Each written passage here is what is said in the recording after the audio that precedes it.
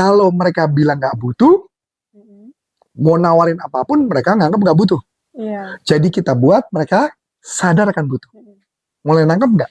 Yang saya ngomong tadi pagi, sempat kan saya ngomong, Iya. jangan nawarin produk, tapi nawarin.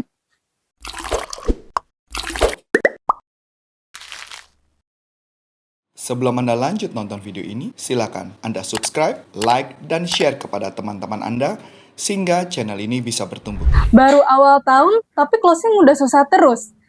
Jangan-jangan mindset kamu yang perlu diubah. Karena belum tentu produk terus yang kamu salahin. Penasaran kan? Ya langsung aja kita bahas dengan Coach Arif. Halo Coach. Halo. Apa kabar Coach? Baik. Alhamdulillah. Ya ini udah jauh lebih baik dibanding kemarin ya. Ini kayaknya nih edisi minggu ini adalah edisi suara serak ya. Nah, Pak Coach.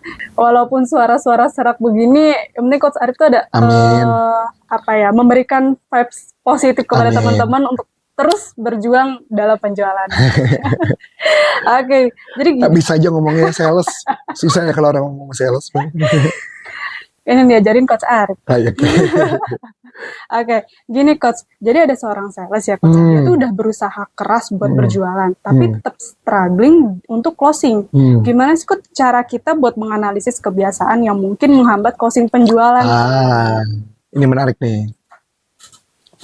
Jadi sebelum ngomong ke situ ya, ini ada cerita sedikit nih menarik nih.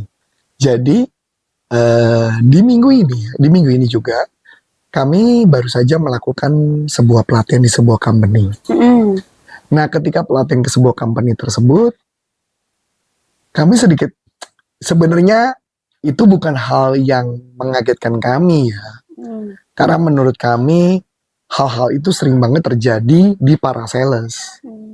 Yaitu adalah, sales tuh suka kebanyakan alasan. Ketika mereka gagal berjualan.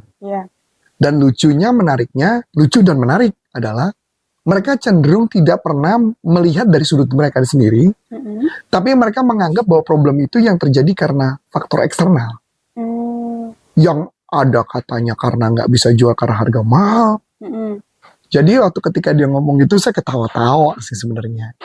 Jadi ketika mereka ngomong itu, yang saya lakukan pertama adalah saya tuh kayak menampar mereka kiri kanan gitu loh.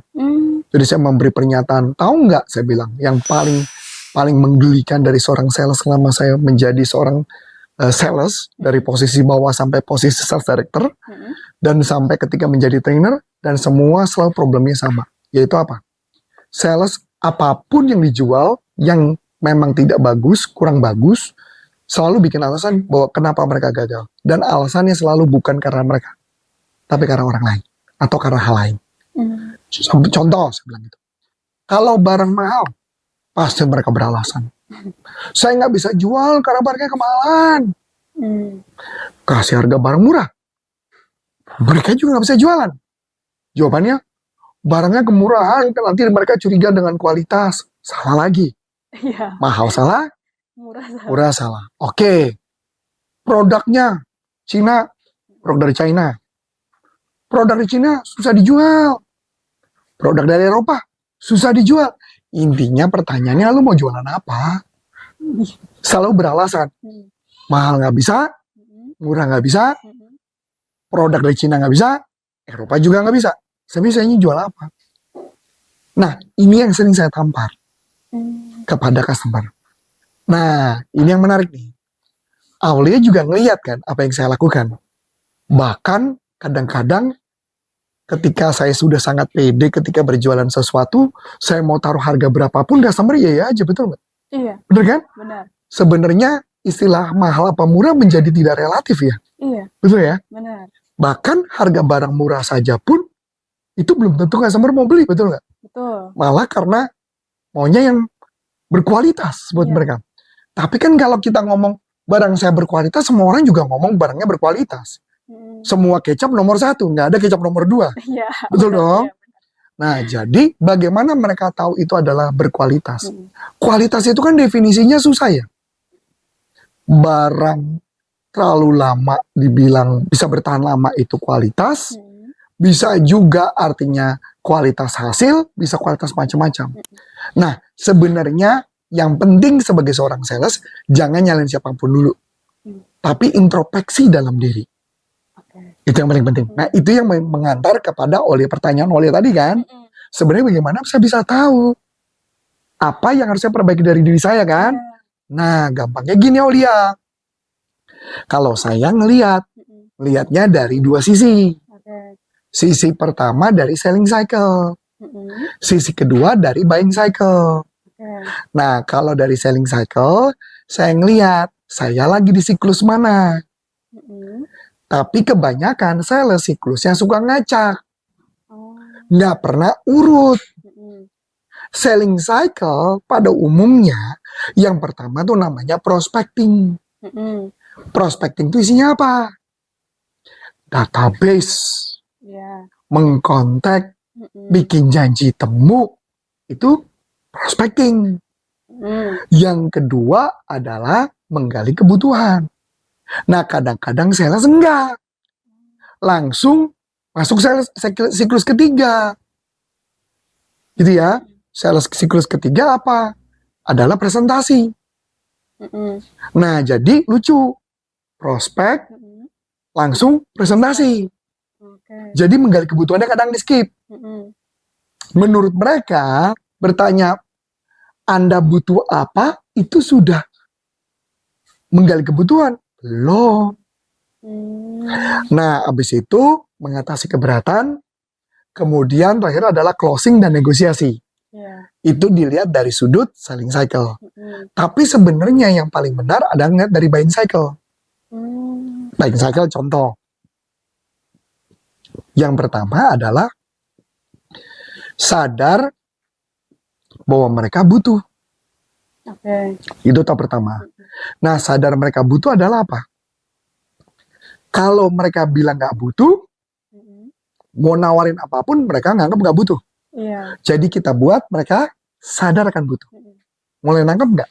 Yang saya ngomong tadi pagi, sempat kan saya ngomong, jangan nawarin produk, tapi nawarin problem mereka untuk baru dikonekin ke produk. Nah, itu yang disebut mereka jadi sadar mereka butuh. Ya, kalau saya jual barang yang sama dengan kamu jualan nih, saya berani jamin saya tingkat closingnya saya pasti lebih tinggi. Kenapa? Karena saya nggak akan mulai dari jualan produk.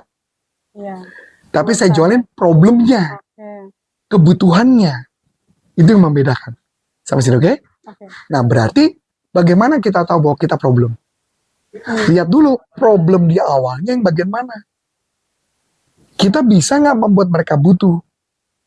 Kalau mereka belum bisa membuat mereka butuh, berarti problemnya di sini yang harus diperbaiki. Gitu ya, buat mereka butuh. Maksudnya gimana coach? Termasuk bikin telepon, janji temu, dan sebagainya? Betul. Itu problem yang di awal. Problem yang kedua adalah mereka kan pasti kalau sudah butuh berarti kan mereka memilih. Menentukan pilihan. Nah, tugas saya adalah membuat kepada mereka bahwa pilihannya saya yang terbaik. Produk saya yang terbaik, bukan yang lain. Salahnya sales kadang menawarkan langsung jualan harga. Kasih promo, diskon. Ujung-ujungnya nggak bisa jualan. Mentok. Mentok kan? Nah, jadi kalau mama punya masalah di situ berarti kita tahu nih. Masalahnya apa saja. Ketika kita menawarkan sesuatu, mungkin kita belum menggali, mungkin belum tahu benar-benar kebutuhan dan sebagainya. Yang ketiga adalah mengkonekkan solusi. Saya nyebutnya bukan presentasi, tapi connecting. Nah, ketika di tahap connecting berarti problem mereka apa? Baru saya connect ke solusinya. Jangan kebalik, solusinya dulu yang kamu jual. Baru problemnya. Salah, di mana-mana problem dulu baru solusi. Contoh, anggaplah kan karena memang saya lagi kondisinya lagi tenggorok lagi agak kayak bindeng ya, walaupun saya nggak pilek, cuman memang semalam tidur agak batuk, walaupun kalau kondisi siang normal-normal aja. Saya kasih contoh, kamu jual obat ke saya, Pak, ini ada obat buat Bapak. Oke, obat ini bagus. Saya akan jawab apa? Belum ada kebutuhan. Nanti kalau ada kebutuhan, saya beli. Apalagi ya, atau lebih canggih. Pak, saya punya obat. Ini obatnya ada antibiotik ya. Obat ini bisa membantu Bapak. Oke? Saya jawab, belum ada kebutuhan. Nah, kamu Iya. beda dong kalau kamu bilang gini. Pak, saya ngelihat Bapak kayaknya agak bindeng. Dan kayaknya suaranya agak parau. Bapak kalau saya boleh tahu ada problem apa, Pak? Oh, saya lagi ada problem begini, begitu, begini, begitu. Oh, batuk, Pak. Batuknya kering apa dahak? Dahak? Oh, berdahak. Boleh saya tahu, Pak? Dia kalau di batuknya apakah Bapak dari Bapak tidur sampai bangun pagi itu dan sebagainya Bapak tetap batuk? Oh, tidak. Saya batuknya hanya ketika lagi tidur. Khususnya menjelang subuh. Oh, menjelang subuh. Nah, saya tahu tuh, Pak. Itu penyebabnya karena ini. Oh, gitu. Oh, iya. Nah, Pak, kebetulan ini obatnya. Saya beli nggak? Ya beli. Karena kamu tahu sesuatu. Beda bilang, Pak, ini obat batuk. Oh, saya udah minum. Betul nggak? Iya, benar. Itu yang disebut kenapa orang nggak menggali kebutuhan. Sampai oke? Nah, kalau misalkan saya udah tertarik, kemungkinan besar saya akan nolak apa enggak? Saya akan menolak nggak sebagai customer kalau ini sudah sesuai kebutuhan saya? Enggak. Jadi sebenarnya bisa nggak kita jualan tanpa ditolak? Bisa dong? Bisa. Selama Connect, kita tahu problemnya. tahu problemnya. Tapi kalau saya nggak tahu problemnya, kemungkinan besar saya mati-matian untuk mengatasi keberatan. Iya. Betul nggak? Kalau anggaplah saya mengatakan, udah sesuai kebutuhan saya, terus produknya saya bilang, berapa harganya? Sekian. Mahal banget ya. Oke? Iya. Maka apa yang akan Anda lakukan? Kamu akan ngomong, betul Pak. Kenapa ini mahal?